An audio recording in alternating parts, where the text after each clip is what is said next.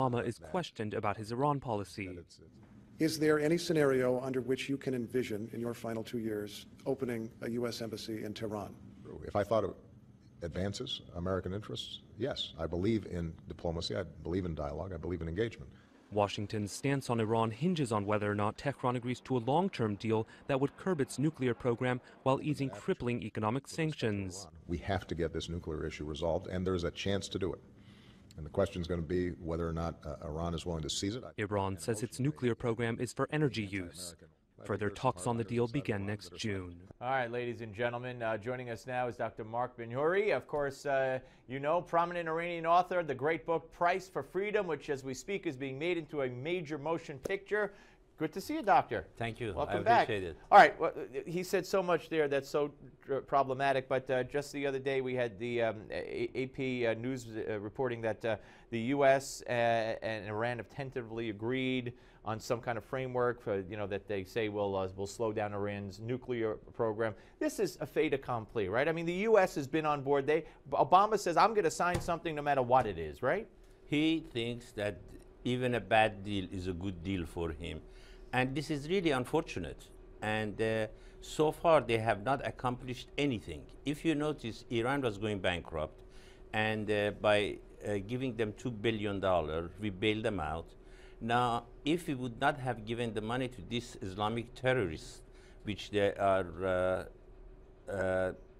doing the terrorism all over the world and financing them and arm them, if they would not have received that money, they would have bankrupt because they didn't pay the government for over 4 months. Then they didn't do anything. The next meeting, they get another $2 billion. And then in November 24, out of 5, they did one minor thing. They didn't do anything, and Kerry said, we are progressing. I don't know what he thinks that what the progress is. I was talking to one of the very high-level UN official this morning before I come here. He said they are playing game with him because they know he's a weak leader like Carter was, and they're just playing with him.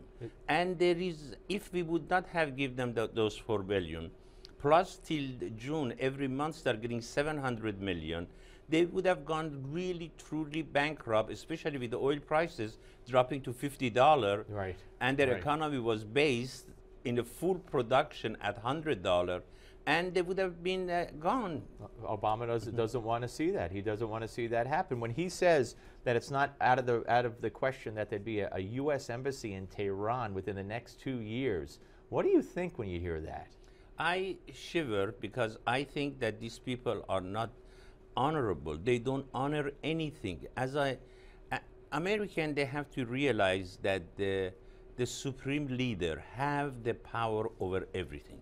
No matter what Obama signed with Zarif and President Rouhani, after we lift off the sanction 2-3 months later, he just vetoed and there is nothing. Right. And they have their atomic bomb that they want to terrorize the world. And this happened in North Korea, same thing. They thought that the UN watchdog, they're going to watch them, and it didn't work out. Here it's not going to work out either.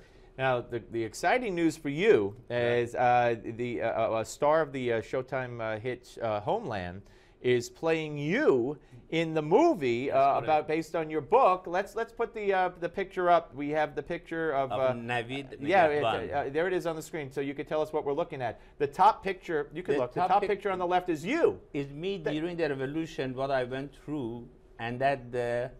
And beneath them is the actor from Homeland who's going to play you, is playing you in the movie. That's correct. And there they are. You are standing next to each other. Wow, that's almost an exact match. Right? It was a great match. Yeah. I agree with you. That is fantastic. So you were at the studios over the weekend? Or? Yeah, over the weekend, and it's interesting that Ken Del Vecchio, the producer of the movie, yeah, a friend of mine. yeah, I know. He mentioned to me that he asked that if my 9-year-old son wants to play the young me in the movie.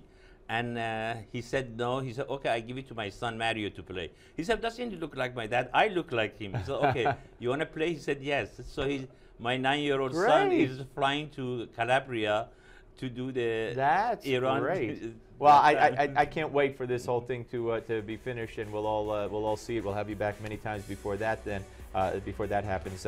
Let's just keep our eye on this, and I know you will, and you'll keep us informed. And thank you. Always great to see you, sir. All right, ladies and gentlemen, when we come back, the Vice President for Policy at the Competitive Enterprise Institute.